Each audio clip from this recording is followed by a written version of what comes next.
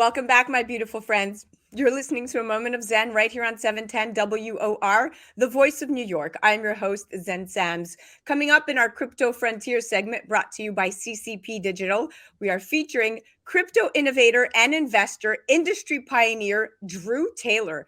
He's a blockchain invigorator of sorts, host of the Wild West Crypto Show. Today, we're chatting about how GameFi is becoming the next Silicon Valley for investors, what the cryptocurrency tie-in is all about, and will Web 3.0 pave the way for the creator economy? Now, what happens when you open the GameFi ownership economy to a gaming industry that can amass audiences larger than the Super Bowl? Well, you get a new class of creative entrepreneurs and Silicon Valley VC funds very eager to invest.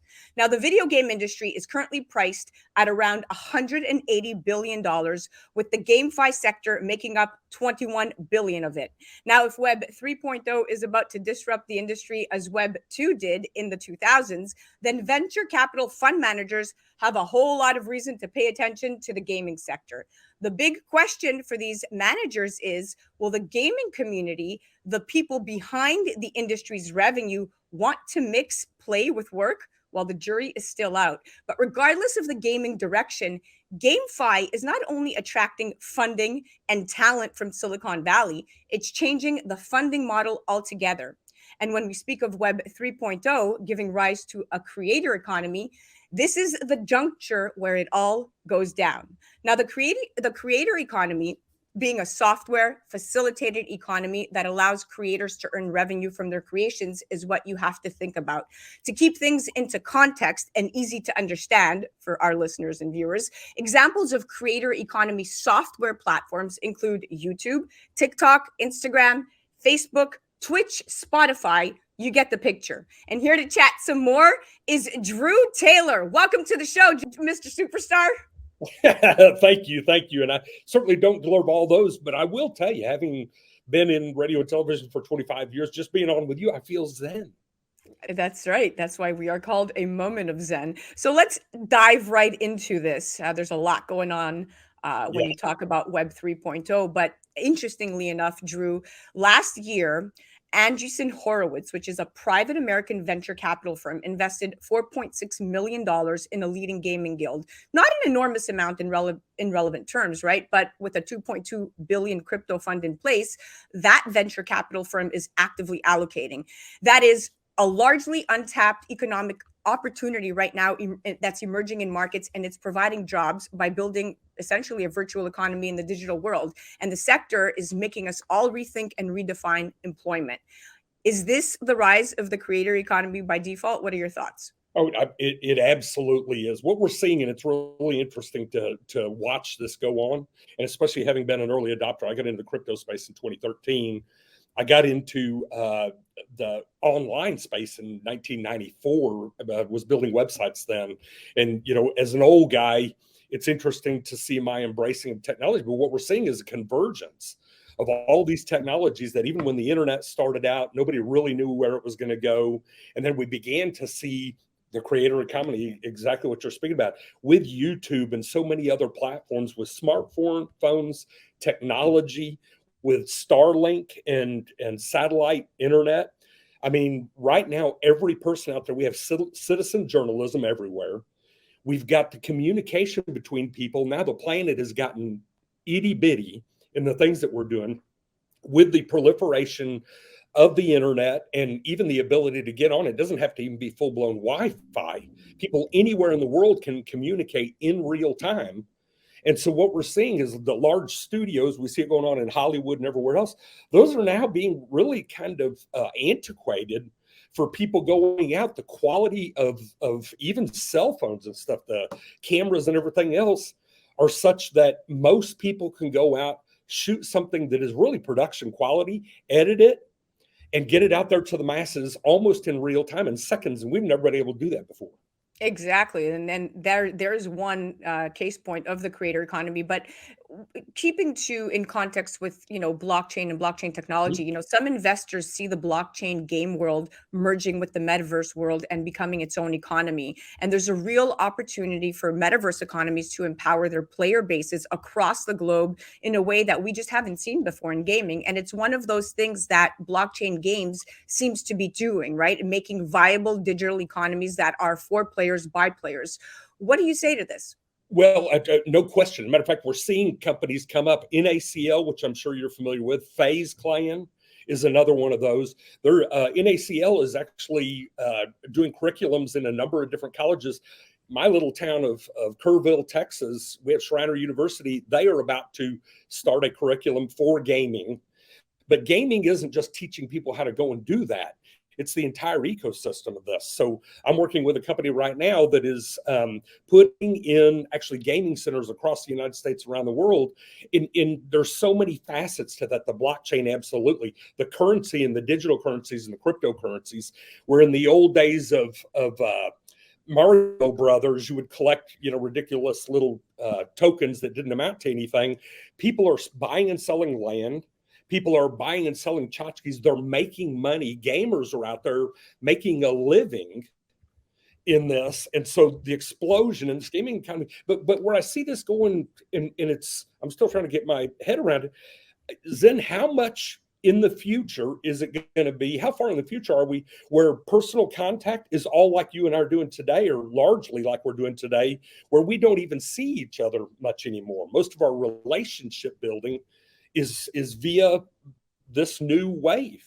Exactly. And when you look at this new wave, the more that people come into these play to earn communities, the more value for the coins within in those communities. And it's no different from traditional equity in that regard.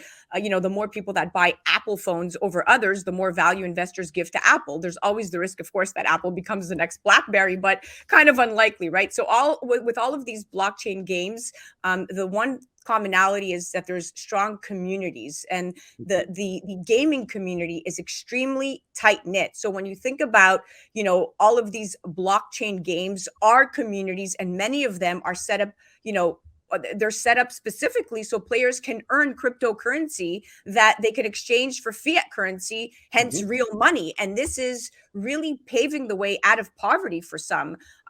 Which brings me into the next point. So some investors really do see this as a huge opportunity. But when you have GameFi expanding at the pace it is, right? So right now, GameFi is expanding and really maturing. And to your point, what you just said about the traditional games, we have games are moving into a wider range of genres, such as role-playing games and first-person shooter games that have mass market appeal and are designed from the onset to deliver PlayStation-style gamer experiences. But over the past year, Drew, GameFi grew by 2,000%. And in the first quarter of this year, way before the Ukraine war and inflation cost sell-offs in the market, blockchain games raised about $2.5 billion in venture funding. Will that go kerplop? What is your expert opinion here? It won't. This right now, it's in its infancy still, I believe. I tell you that I just came from Austin at South by Southwest, and going into these gaming centers that they are putting literally in malls and everything else. They've got them in Dave and Buster's. It was a startup started about 2 years ago there. People are going into these, and the augmented reality and the AI, everything that they're doing in there, the experiences are ones where I saw people come out of this game, 4 people, all kind of in some kind of an old West town, and they're shooting. One person came out and was throwing up because of what was going on in that. I mean, our senses are such that they're learning how to manipulate our senses with this virtual reality in an incredible way. And I think that as people get more and more acclimated to it, it's going to be the go-to. Think about what they've done, what has happened over the last couple of years. Social distancing, we've got to put masks on. We can't do all this. Well, what are all the alternatives? Humans are a social animal. We need to get together. And it's different from the old days, the advent of the telephone, where you could hear somebody in real time. But it's an entire different thing now all of a sudden with these experiences and the suits that they're making. There's a company right now out of I interviewed them a few weeks ago on my Wild West Crypto show, and they will put a suit on you. They'll have boxers suit up and actually go in and faux box each other. Then the people go back, the coaches go back and read all that because it is in real time and it exact mimics every single move that they make. And they're using it for strategies for boxing and everything else. Look at that leap in science when it goes to surgery. We're talking about gamification. Zen, to your point, I think our social interactions globally are turning into a gamification universe. No, it's at the genesis. We barely touched it. It's exploding. It's exploding, yes. And as it stands right now, Drew, total GameFi market cap amounts to $21 billion. So gaming in general is projected to reach a value of like 270 billion by the year 2025. These numbers are through the roof. So what we are witnessing is a shift from, publisher first economies to player first economies, which is likely to be, a killer application of blockchain based gaming. And this is armed with that knowledge and an understanding of what GameFi is poised to disrupt traditional gaming. It's easy to appreciate that GameFi represents the next Silicon Valley for investors, so to speak. But when you look at the world, and there's 1.4 billion people that are unbanked and or underbanked. But the one thing that these people all have in common is that they all have smartphones. And you know what they could do with smartphones? They could trade cryptocurrency.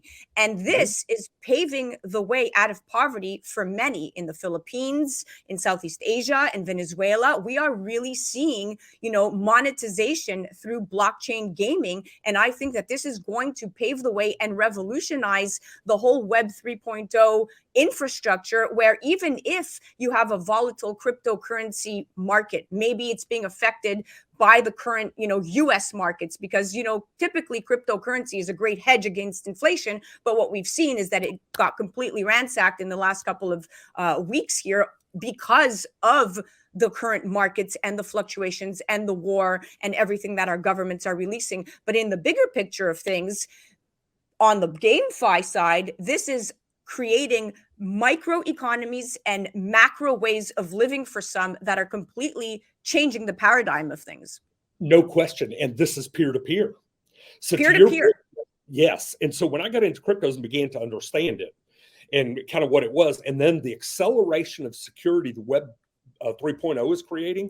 The biggest concern back in 2013, when I actually started investing in 2016, was setting up accounts, two-party authentication, 42 character, alphanumeric characters that you have to go, seed phrases and words. It was very, very difficult to get in, become part of this game, but your techies are going to do that because they're always on the forefront of it. So what Web 3.0 is doing is making it so that you have a universal address that is the most secure thing on the planet, that allows you to go and enter into all of these little spaces that we're talking about, from exchanging cryptocurrencies to all of your identification on every platform you want to be, with this one single character that you've gone and created that ties uniquely to you, just like your DNA. And with that security, that's where the masses, especially the people with the money, I believe that the funds and the other things that are getting into this, for them, they're not putting a whole lot of money at this stage of the game per capita, but it's an investment that they cannot ignore. It's worth taking a flyer on these things, because I think you, in this time you've been in this space, and me and the things that I've been doing, this is the future.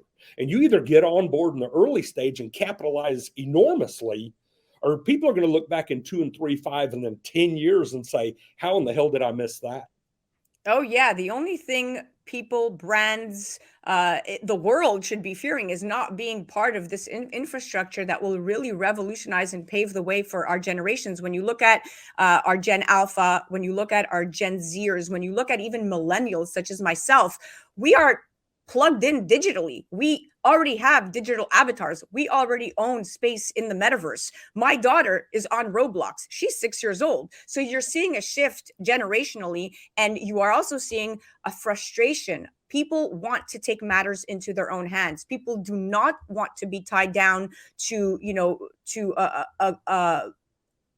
a central currency like fiat currency. They want decentralization, because that is the rise of the people. This is power to the people.